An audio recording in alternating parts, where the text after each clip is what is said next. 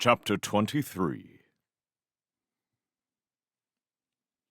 What was to become the worst day of Nathaniel's life started out much as it meant to go on. Despite returning from Parliament at such a late hour, he had found it almost impossible to sleep. His master's final words rang endlessly through his mind, instilling in him a growing unease. Anyone in possession of stolen property will suffer the severest penalties. The severest penalties. And what was the Amulet of Samarkand if not stolen property? True, on the one hand, he was certain Lovelace had already stolen the amulet. It was to get proof of this that he had sent Bartimaeus on his mission. But on the other hand, he, or strictly speaking, Underwood, currently had the stolen goods instead.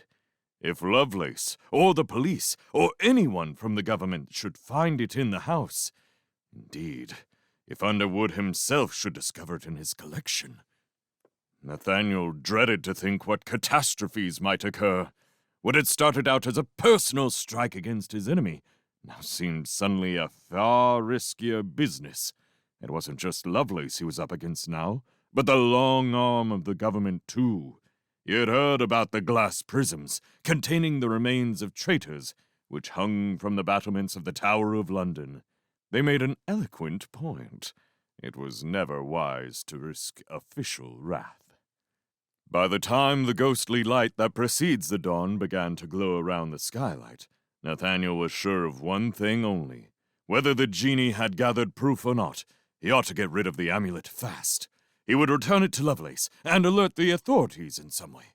But for that, he needed Bartimaeus. And Bartimaeus refused to come to him. Despite his bone-aching weariness, Nathaniel performed the summoning 3 times that morning, and 3 times the genie did not appear. By the 3rd try, he was practically sobbing with panic, gabbling out the words with hardly a care that a mispronounced syllable might endanger him. When he finished, he waited, breathing fast, watching the circle. Come on! Come on! No smoke, no smell, no demon. With a curse, Nathaniel cancelled the summons, kicked a pot of incense across the room, and flung himself upon his bed. What was going on? If Bartimaeus had found some way to break free of his charge, but surely that was impossible. No demon had ever managed such a thing as far as Nathaniel knew. He beat his fist uselessly against the blankets. When he got the genie back again, he'd make it pay for this delay.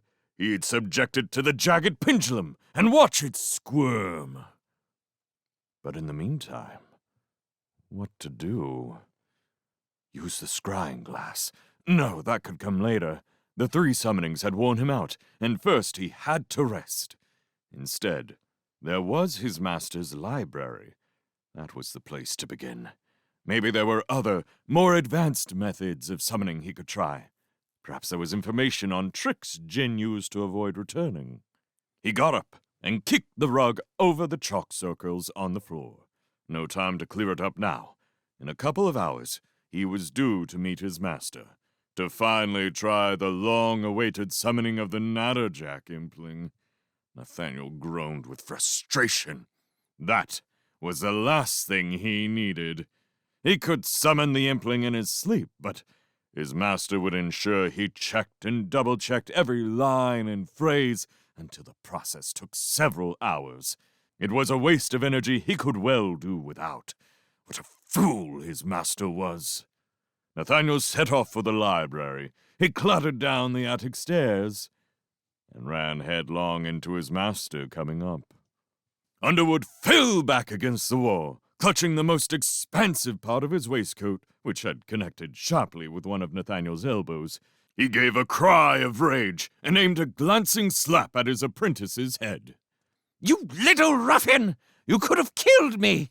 Sir, I'm sorry, sir, I didn't expect... Careering downstairs like some brainless oik, some commoner, a magician, keeps his deportment strictly under control at all times. What are you playing at? I'm dreadfully sorry, sir. Nathaniel was recovering from the shock. He spoke meekly. I was just going down to the library to double-check a few things before our summoning this afternoon. I'm sorry if I was too eager. His humble manner had its effect. Underwood breathed hard, but his expression relaxed. Well, if the intention was good, I suppose I can hardly blame you. In fact, I was coming to say that unfortunately, I shall not be in this afternoon. Something serious has happened, and I must— He stopped.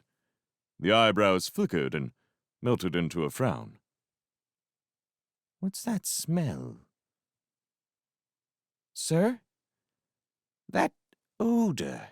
It clings to you, boy. He bent closer and sniffed loudly. I'm sorry, sir. I forgot to wash this morning. Mrs. Underwood mentioned this to me before. I'm not talking about your own scent, boy, unpleasant though it is. No, it's more like rosemary. Yes, and laurel. St. John's wort. His eyes suddenly widened and flashed in the half-light of the staircase. This is general summoning incense hanging about your person. No, sir. Don't you dare contradict me, boy. How has it— A suspicion dawned in his eyes. John Mandrake, I wish to see your room. Lead the way. I'd rather not, sir. It's a terrible mess. I'd feel embarrassed. His master raised himself to his full height, his eyes flashing, his singed beard bristling.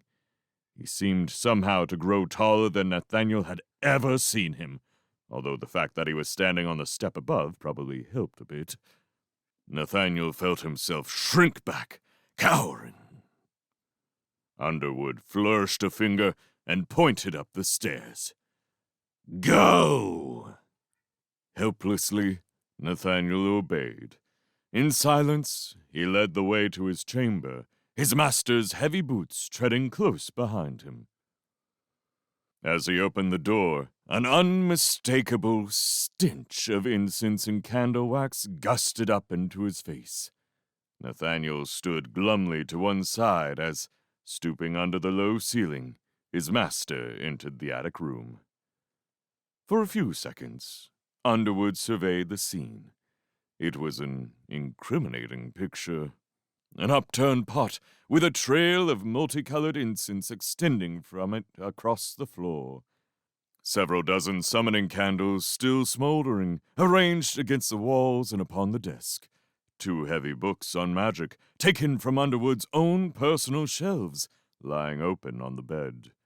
The only things that weren't visible were the summoning circles themselves. They lay hidden under the rug. Nathaniel thought this gave him a possible way out. He cleared his throat. If I might explain, sir. His master ignored him. He strode forwards and kicked at a corner of the rug, which fell back on itself to reveal the corner of a circle and several outer runes. Underwood stooped, took hold of the rug, and flung it bodily aside so that the whole diagram was revealed. For a moment, he scanned the inscriptions, then, with grim intention in his eyes, turned to his apprentice. Well? Nathaniel swallowed. He knew that no excuse would save him, but he had to try. I was just practicing making the marks, sir. He began in an uncertain voice. Getting the feel for it. I didn't actually summon anything, of course, sir. I wouldn't dare— He faltered, stopped. With one hand, his master was pointing to the center of the bigger circle, where a prominent scorch mark had been left by Bartimaeus's first appearance. With the other, he indicated the numerous burns left on the walls by the explosion of the stimulating compass. Nathaniel's shoulders sagged. Um, um... For an instant, it seemed as though Mr. Underwood's deportment was going to fail him. His face mottled with rage, he took 2 quick steps in Nathaniel's direction, his hand raised to strike. Nathaniel flinched, but the blow did not fall. The hand lowered. No, His master said, panting hard. no. I must consider how to deal with you. You have disobeyed me in 100 ways, and in so doing have risked your own life and that of the people in this house. You have dabbled with works of magic that you cannot hope to comprehend. I see Faust's compendium there, and the mouth of Ptolemy. You have summoned, or attempted to summon, a genie of at least the 14th level, and even tried to bind it with Adelbrand's pentacle, a feat that I would balk at. The fact that you undoubtedly failed in no way mitigates your crime. Stupid child! Have you no concept of what such a being might do to you if you made even the slightest slip? Have all my lessons over the years meant nothing? I should have known you were not to be trusted last year, when your willful act of violence against the guests of my house nearly ruined my career. I should have disposed of you then, when you were nameless. No one would have given it a second thought. But now that you are named and will be in the next edition of the almanac, I cannot get rid of you so easily. Questions will be asked, forms will have to be filled, and my judgment will once again be called into doubt. No, I must consider what to do with you, though my hand itches to call up a reviler on the spot and leave you in its tender care. He paused for breath. Nathaniel had slumped back to sit on the edge of his bed, all energy crushed from him. Take it from me, his master said, that no apprentice of mine disobeys me in the fashion you have done. If I didn't have to go to the ministry urgently, I would deal with you now. As it is, you are confined to your room until my return. But first... Here he strode across to Nathaniel's wardrobe and flung wide the door. We must see that you have no other surprises hidden away. For the next 10 minutes, Nathaniel could only sit dull-eyed while his master searched the room. The wardrobe and the chest of drawers were turned out and rifled, his meager quantity of clothes strewn upon the floor. Several plastic bags of incense were found, a small supply of colored chalk, and 1 or 2 sheaves of notes that Nathaniel had made during his extracurricular studies. Only the scrying glass, secure in its hiding place beneath the eaves, remained undiscovered. Mr. Underwood gathered up the incense, books, chalk, and notes. I shall read through your scrawlings upon my return from the ministry, he said, in case I need to question you further about your activities before you receive your punishment. In the meantime, remain here and reflect upon your sins and the ruin of your career. Without another word, he swept from the attic and locked the door behind him. Nathaniel's heart was a stone plummeting to the bottom of a deep, dark well. He sat motionless on the bed, listening to the rain tapping on the skylight, and, far below, his master banging from room to room in his fury. Eventually, a distant slam assured him that Mr. Underwood had left the house. An unknown time later, he was startled out of his misery by the sound of the key turning in the lock. His heart jolted with fear. Surely not his master back already. But it was Mrs. Underwood who entered, bringing a small bowl of tomato soup on a tray. She placed it on the table and stood regarding him. Nathaniel could not bring himself to look at her. Well, she said in a level voice, I hope you're satisfied with yourself. From what Arthur tells me, you have been very bad indeed. If his master's torrent of anger had merely numbed him, These few words from Mrs. Underwood, laced as they were simply with quiet disappointment, pierced Nathaniel to the marrow. His last vestiges of self-control failed him. He raised his eyes to her, feeling tears prickle against the corners. Oh, John! He had never heard her so exasperated. Why couldn't you be patient? Miss Lutyens used to say that this was your abiding fault, and she was right. Now you've tried to run before you can walk, and I don't know if your master will ever forgive you. He'll never forgive me. He said so. Nathaniel's voice was faint. He was holding back the tears. He's extremely angry, John, and rightly.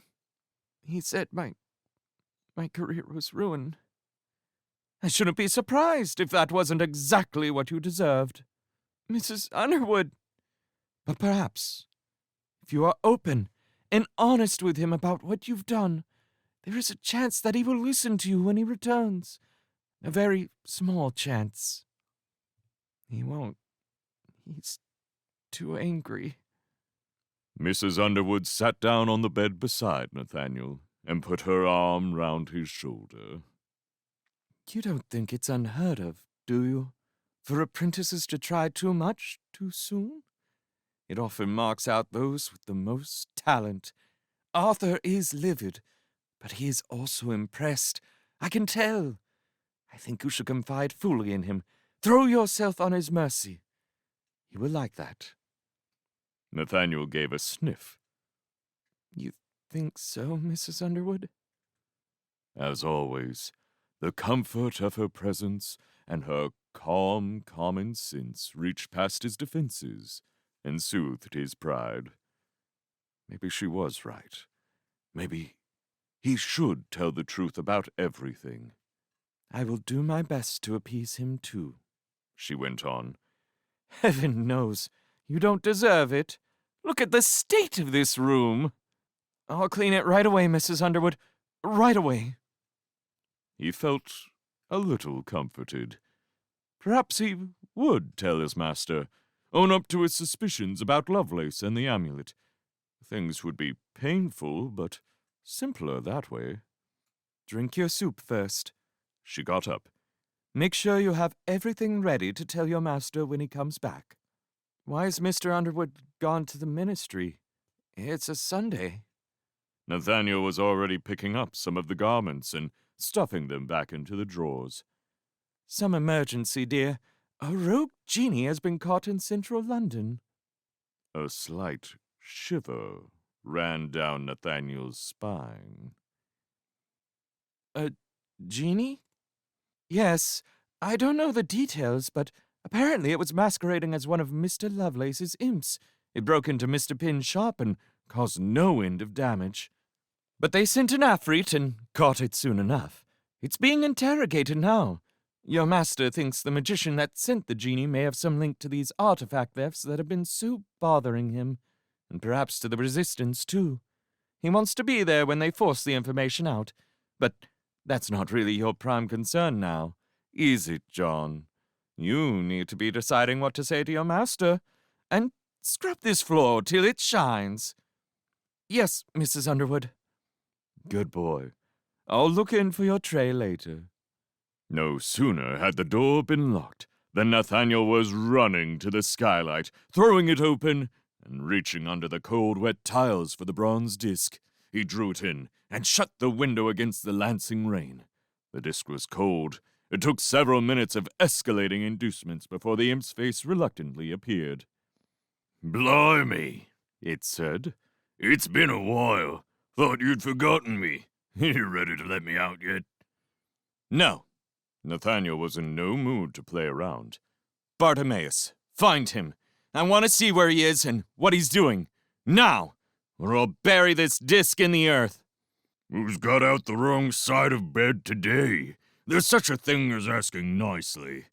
Well, I'll have a go, but I've had easier requests in my time, even from you.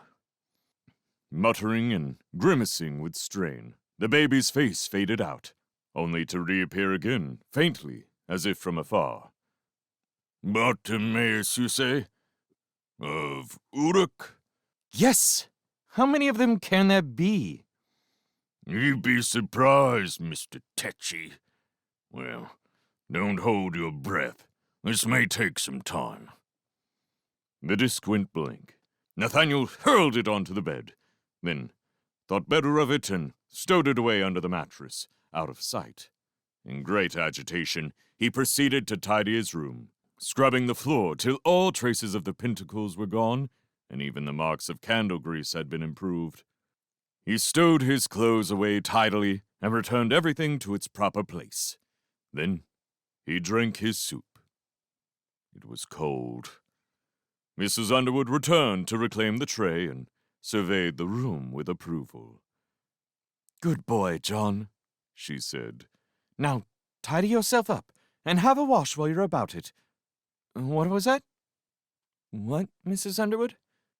I thought I heard a voice calling. Nathaniel had heard it, too, a muffled "Oi!" from under the bed. I think it was from downstairs, he said weakly. Maybe someone at the door?